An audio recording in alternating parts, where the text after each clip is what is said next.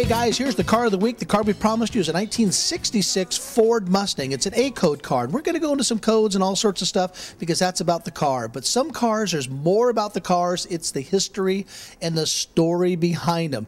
This car is from a very, very good friend of mine named Keith. Keith, I'm blessed to have a good friend like Keith. We've been around the block with cars. We bought them, sold them, traded them. You kind of name it. We've done it with cars, and he's a great car collector. But one thing about this type of car and this particular breed of car really has a lot to do with Keith's wife. Keith's wife actually had a 1966 Mustang back in the earlier years when the cars came out. When Sherry went ahead and got married, she handed the car down to her younger sister. Then her younger sister traded the car in, and her dad has never really stopped talking about that Mustang, and he talked about it for years. So not Keith being a good son-in-law, he went ahead and searched for the right 1966 Mustang that actually fit the bill, that had all the bells and whistles. So as a surprise, Keith went ahead and bought this car, had the car completely redone back at our shop back in the 80s. We redid this car back a long time ago. Keith did a lot of work himself on the car and shipped the car all the way. Matter of fact, no. He shipped his father-in-law all the way to California, and his father-in-law drove the car back to Florida as a surprise gift. What a neat gift to get. And Keith's father-in-law and Keith always wanted to keep this car into the family, which is the right thing to do. And Keith promised this car to his youngest daughter, Courtney.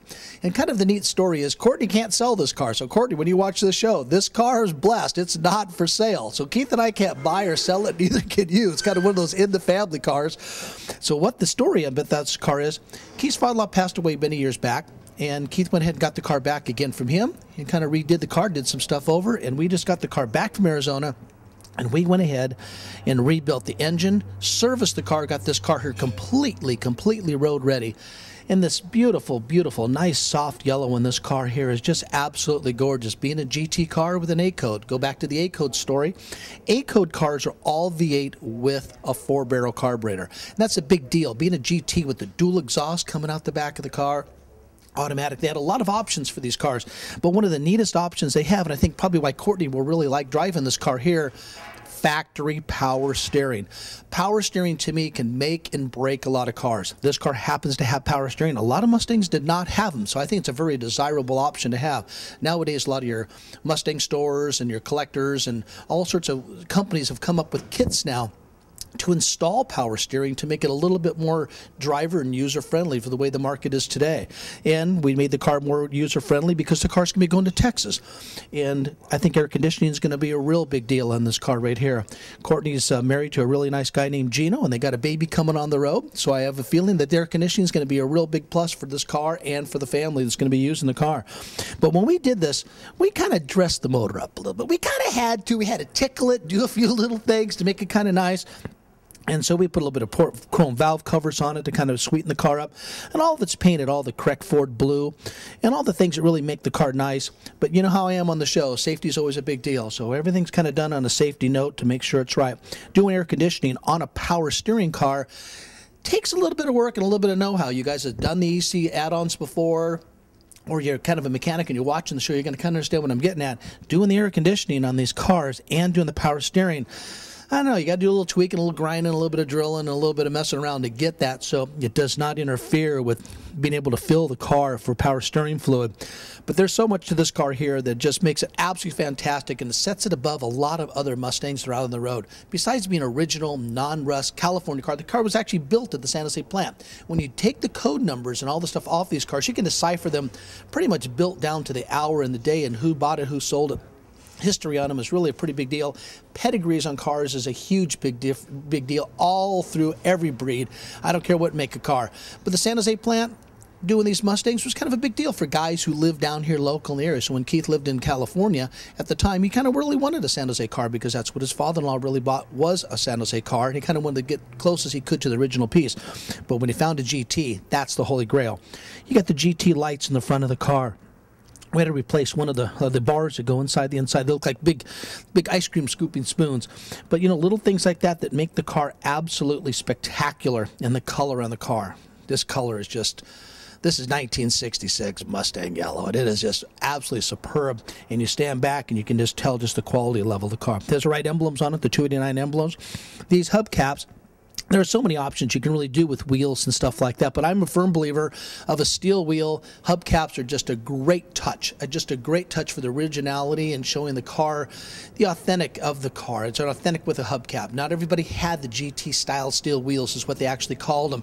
So they had a few options, Mustang had to do on the car. This is a great deal. If you ever have an issue or whatnot, anybody can handle and service a regular steel wheel with the hubcap on it. You got radial tires, and I'm telling you, what a car to drive. When you drive this car, you're going to see this on the show. It's a lot of fun. On the 66 Mustangs, if you notice, they had the 289 emblem, like I mentioned, on the front with the V on the bottom of it for the V8 cars, but the GTs had the GT emblem on the side of the fenders. What's really kind of cool is these stripes. Now, not all the cars had them, but the GT cars had the GT stripe. They went right across it, and it went right over the letters of the Mustang letters, and they shot all the way to the back of the car. Options in these cars, I always think, make and break a lot of these cars. Like I talked about earlier about the A-code and the 4-barrel and the V8, the power steering and the air conditioning. And if you notice in this car right here, this steering wheel, of course, every car has a story. So my buddy Keith wanted to put a new steering wheel on this car, and I don't know, 4 or 5 years ago. I don't give away too many parts, and he'll agree and admit to that one. So he goes, I need to get a new steering wheel in there. I said, hey, Keith, 5 years ago, probably on the date of January 15th, 1988, or whatever it was, I sent you a steering wheel because I got a mistake, and they sent me 2 at the same box. So he remembers that box of the steering wheel, and it sent it to me. We went ahead and put it on the car for Courtney. The steering wheel is a really, really cool reproductions made by Grant Steering Wheels. And these are really nice to have on the car. And they just kind of just makes it, as far as I'm concerned, it's really kind of neat. Some options that Mustang had, and maybe Gino and Courtney might want to do it later on, they had wood grain kits to replace them.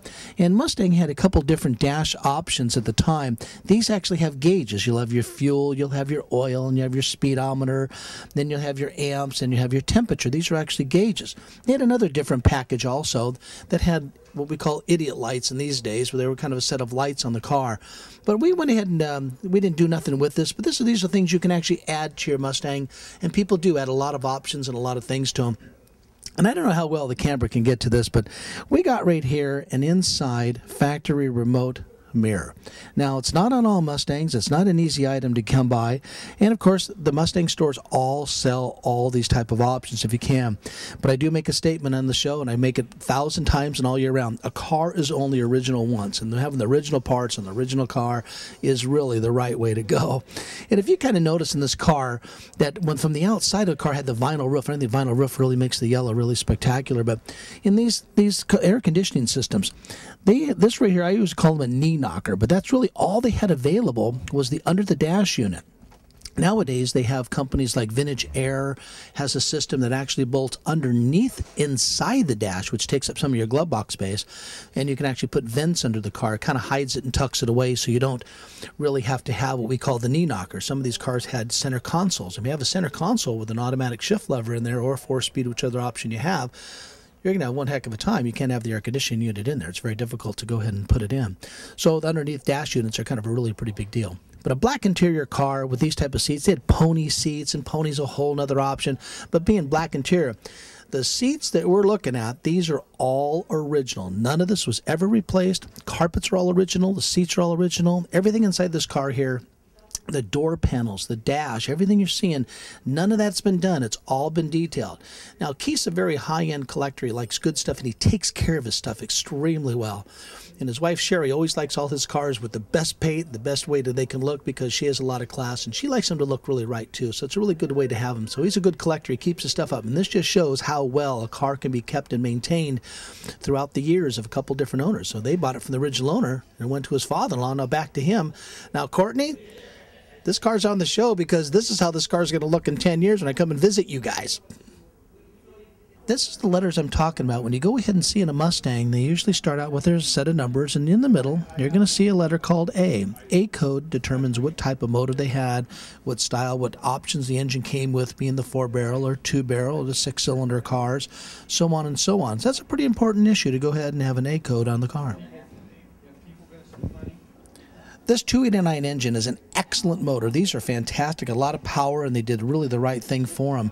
And there's the air conditioning compressor that I was talking about earlier. Now, these cars do not have factory air. They're all pretty much like an add-on air on them. These are the pieces. The factory made a kit for people to put on and dealers to install.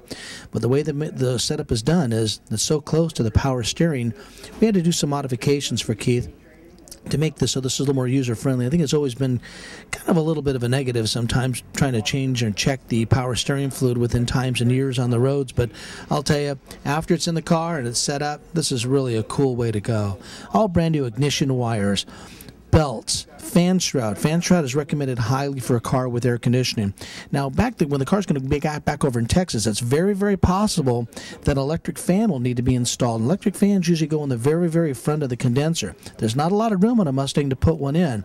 So out here in California, we don't have too many problems, but I'm pretty sure they'll find that out over in Texas and see if it's an issue or not. But people can put some fans inside the front of these so the fan actually pushes the air. Fans are called pushers and pullers when it comes to electric fans.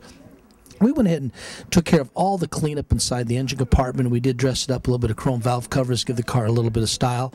All new paint, of course. The motor's completely gone through, belts, hoses, and all that stuff. This, to me, is a good example of a nice, fresh, wholesome 1966 Ford Mustang.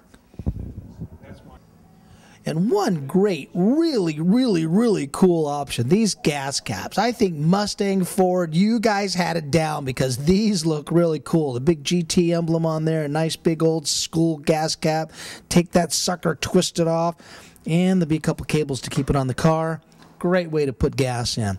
And a big deal for GT cars, and I'm always a fond fan of this, is the rear exhaust comes out of the rear valance. These were called trumpet-type exhaust tips that Mustang had coming out the back. If you notice, Corvette did that in 1963 through 1967, coming out the rear valance like this. Mustang did it on the GTs. Of course, Shelby had its own styles of how they did them, and I'm telling you, I think that makes and breaks a car. I just love the look of that, and that really, really works for me.